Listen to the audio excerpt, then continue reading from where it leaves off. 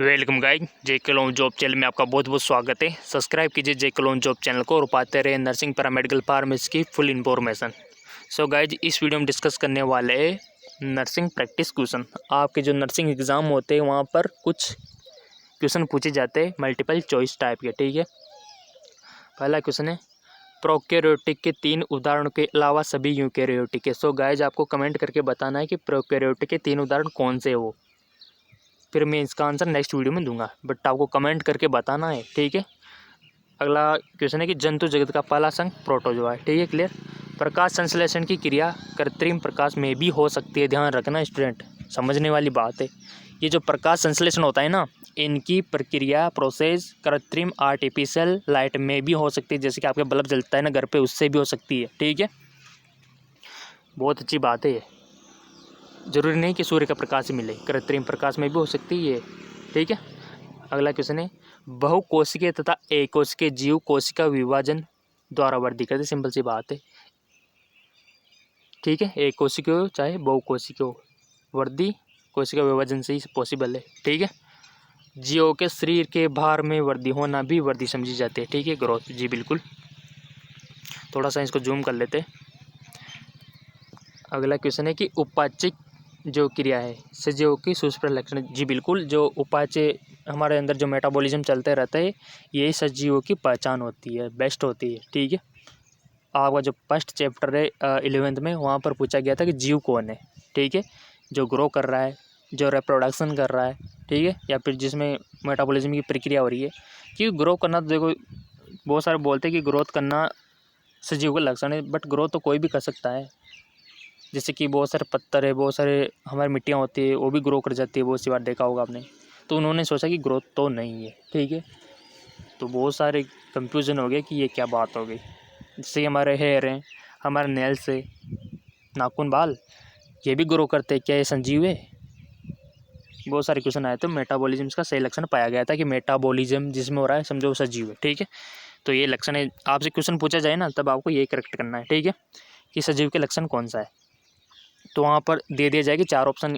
किसी में प्रजनन दे दिया जाएगा, किसी में वृद्धि दे दी जाएगी, आपको कंफ्यूज करने के लिए। किसी में प्रजनन वृद्धि दोनों, और किसी में उपाचय, तो आपको उपाचय पे टिक करना है। ठीक है, अगला क्वेश्चन है, चाहे वो आपका BS नर्सिंग का हो, चाहे आपका JNM का हो, ठीक है, इंट्रांस एग्जाम कोई सा भी हो, हमारे शरीर में होने वाले सभी रासायनिक क्रियाएँ उपाचय है। ठीक है, वर्गीकरण एकल सोपान प्रक्रम नहीं है, बल्कि पदानुक्रम सोपान है। ठीक है, ये पूरा निचोड़ है किताब का। ठीक है, NCERT का। वैसे तो आपको NCERT पढ़ने में बहुत टाइम लग जाता है, बट इतने से क्वेश्चन पूरा निचोड़ आप हासिल कर रहे हो, तो कितनी अच्छी बात है। ठीक है, और बहुत इंपॉर्टेंट बात आ रही है, अब ध्यान देना सारे के सारे। ठीक है, क्वेश्चन है हर्बेरियम होता है ना, हर्बेरियम, थोड़ा सा आपको दिखा दूँ। हर्बेरियम में मृत पौधे होते हैं। ठीक है, जानते हैं आप। हमारे शरीर में होने वाले सभी रासायनिक क्रियाएँ उपाच्य होती है। अब यहाँ पर थोड़ा सा आपको ध्यान देने वाली बात है और नोट करने वाली बात है। थोड़ा सा इसको नीचे कर लेते। हर्बेरियम में क्या होता है? हर्बेरियम में मृत पौधे होते हैं, डेड प्लांट्स, और जो म्यूजियम होता है, संग्रहालय, उसमें मृत प्राणी होते हैं। समझ रहे हो बात? फीलिंग आनी चाहिए। हर्बेरियम में मृत पौधे, यानी कि जिसमें मृत पौधे होते हैं उसको हर्बेरियम बोलते हैं, और जिसमें मृत प्राणी होते हैं उसको म्यूजियम बोलते हैं। बट जिसमें जीवित पौधे होते हैं उसको वनस्पति उद्यान, उद्यान बाग। ठीक है, और जिसमें जीवित जंतु होते हैं उसको चिड़ियाघर। क्लियर? जिसमें जीवित जंतु है उसको चिड़ियाघर, जिसमें मृत प्राणी है उसको म्यूजियम, जिसमें जीवित पौधे है उसको उद्यान, और जिसमें मृत प्लांट है उसको हर्बेरियम। ठीक है, आप किस प्रकार से याद रखो, आपके ऊपर डिपेंड करता है। ठीक है, अपोजिट समझ लो कि चिड़ियाघर का अपोजिट क्या होगा। इसमें जीवित प्राणी रहता है और हर्बेरियम मृत प्राणी। ठीक है, और उद्यान को तो आप जानते हैं, म्यूजियम को आप जानते हो। ठीक है, तो थोड़ा सा ध्यान रखना एक कंफ्यूज करने वाली सिचुएशन में। चलते आगे। अगला क्वेश्चन है, सन 69 में RS वोहेन टैंकर द्वारा एक 5 जगत वर्गीकरण पद्धति प्राप्त की गई थी। ठीक है, ओके, NCERT 11th याद है। चलते आगे। साइनोबैक्टीरिया, जिन्हें नीलहरी शैवाल कहते हैं, तथा इनमें पादप की तरह क्लोरोफिल ए पाया जाता है, तथा ये प्रकाश संश्लेषण स्वपोषी होते हैं। साइनोबैक्टीरिया। ठीक है, PMT में पूछ लिया जाता है इस प्रकार के क्वेश्चन। अगला क्वेश्चन है, नॉन स्टॉक एवं एनाबिना पर्यावरण के लिए नाइट्रोजन को हेटेरोसिस्ट नामक विशिष्ट कोशिकाओं द्वारा स्थिर कर सकते हैं। कौन? नॉन स्टॉक और एनाबिना। ठीक है। ये आपके नर्सिंग एंट्रेंस एग्जाम में अक्सर पूछ लिए जाते हैं, तो आपको थोड़ा सा प्रिपेयर करने की जरूरत है। नर्सिंग एग्जाम में पूछे जाने वाले क्वेश्चन है, ठीक है। अगला सवाल है हमारा कि यूग्लिनोइड में कोशिका भित्ति की जगह एक प्रोटीन युक्त पदार्थ की परत होती है, पेलिकल, ठीक है। बहुत सारे स्टूडेंट पूछते हैं कि राइटिंग समझ में नहीं आती, तो मैं जो बोल रहा हूँ उसको आप लिख सकते हो, ठीक है। यूग्लिनोइड में कोशिका भित्ति की जगह एक प्रोटीन युक्त पदार्थ की परत पेलिकल होती है, लिख सकते हो आप अगर राइटिंग समझ में नहीं आ रही तो, ठीक है। और इसका लिंक PDF लिंक आपको मिल जाएगा, ठीक है, नीचे डिस्क्रिप्शन में। कॉन्वोल्यूलेसी सोलेनेसी जो प्लांट्स है क्लोकी गण में रखा गया है, पॉलीसोनिएसी गण में, ठीक है, आपसे पूछा नहीं जाएगा वैसे। फेलेडी कैनेडी क्लोको काइनियोस गण में रखा गया है। ये जो गण होते हैं आपने देखा होगा ना, संघ, गण, जाति, वंश, है ना, 11th की जो बुक है वहाँ से लिए गए सवाल है ये। अमीबा सूक्ष्म जीव अकेले रह सकता है, जबकि कवक जीवाणु समूह में रहते हैं, ग्रुप में, ठीक है। अकेले कौन रह सकता है? Amoeba, okay, clear. चलते आगे। ईस्ट तीव्रता में जनन करके श्वसन के दौरान कार्बन डाइऑक्साइड बनाता है, जिससे ईस्ट युक्त मैदा फूल जाता है, ठीक है। सही बात है, आपने जब जलेबी वलेबी बनाई होगी तब मैदा फूलते हुए क्या डालते हो? ईस्ट तो डालते ना, तो कार्बन डाइऑक्साइड गैस बनाता है, ठीक है। चीनी का अगला हमारा क्वेश्चन है, चीनी का अल्कोहल में परिवर्तन होने की क्रिया क्या कहलाती है? किण्वन, ठीक है। और चीनी से अल्कोहल क्यों बनता है? क्योंकि चीनी में क्या होता है? ग्लूकोज, ग्लूकोज से ही तो अल्कोहल बनता है ना। चलते आगे। ईस्ट तीव्रता से जनन करने के दौरान वो हो गया था हमारा, लुई पास्चर ने किण्वन की खोज 1857 में की थी, ठीक है। कब की थी? 1857 में, क्लियर। अगला मोस्ट इंपॉर्टेंट क्वेश्चन है कि एडवर्ड जेनर ने चेचक टीके की खोज की थी, कब की थी? 1798 यानी कि 1798 में। किसने की थी? एडवर्ड जेनर ने। किसकी की थी? चेचक के टीके की, ठीक है। तो इसी प्रकार जब कोरोना का जो हमारा कोरोना वायरस है, इस बीमारी का कोई भी अगर टीका खोजता है तो इसी प्रकार से उसका भी नाम आ जाएगा, ठीक है। और कब की थी? सब इसी प्रकार से आ जाएगा, ठीक है। तो इन्होंने उसी भी टाइम पर, क्योंकि चेचक उस टाइम पर जैसे भी कोरोना फैला उसी टाइम पर चेचक भी इसी प्रकार फैला था, ठीक है। तो चेचक इसी प्रकार फैला, तो छोटी माता जो आप जानते हो, इसका कोई भी ट्रीटमेंट नहीं था, क्योंकि ये वायरस से होता है। और आपको पता है कि वायरस वाली चीज़ों का ट्रीटमेंट अवेलेबल नहीं है। क्यों नहीं है? क्योंकि ये जो वायरस है ये हमारी कोशिका का यूज करता है, हमारे जो सेल्स है इनका यूज करके ये जीवित रहता है। बाहर तो ये मरत होता है, जैसे कि अभी बाहर पड़ा होगा आपके आसपास तो मरत है, ठीक है, मरा हुआ है। बट जैसे ही वो आपके बॉडी में इंटर कर गया ना, ठीक है, तो समझो जीवित हो गया और आपकी कोशिका का यूज कर रहा है वो। अब आप कोई भी टेबलेट लेते हो, कोई भी टेबलेट लोगे तो आपके बॉडी में अंदर उसको मारने के लिए जाएगी, बट कोशिका तो आपकी है, तो आपकी सेल्स मरेगी। तो इसीलिए इसका ट्रीटमेंट अवेलेबल नहीं हो पाता है। और इसीलिए काफ़ी टाइम से HIV एड्स जो है, जानते होंगे आप, इसका भी ट्रीटमेंट अवेलेबल नहीं हो पाया है, ठीक है। और इसी प्रकार जुकाम होता है ना, कोल्ड, इसका भी ट्रीटमेंट नहीं है, ठीक है। आप जो टेबलेट लेते हो एंटीबायोटिक होती है उसका, हाँ, बढ़ने से रोका जा सकता है, बट आपको पता है कि 7-8 दिन में जुकाम ऑटोमेटिक ठीक हो जाता है, ठीक है, आप रिकवर हो जाते हो आप, क्योंकि वायरस का प्रकोप है, इससे पहले तो ख़त्म नहीं होता, ठीक है। तो ये इसका साइंटिफिक रीज़न है।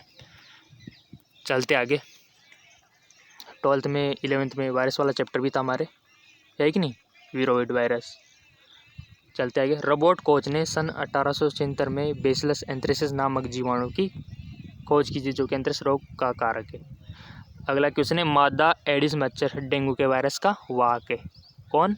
मादा एडिस, मादा एनाफिलीज नहीं, मादा एडिस। मादा एनाफिलीज तो मलेरिया का है, मादा एडिस मच्छर डेंगू का है, ठीक है। अगला हमारा है, थोड़ा सा एडजस्ट, जैम जेली स्केविस का परीक्षण चीनी द्वारा किया जाता है, ठीक है। चलते आगे।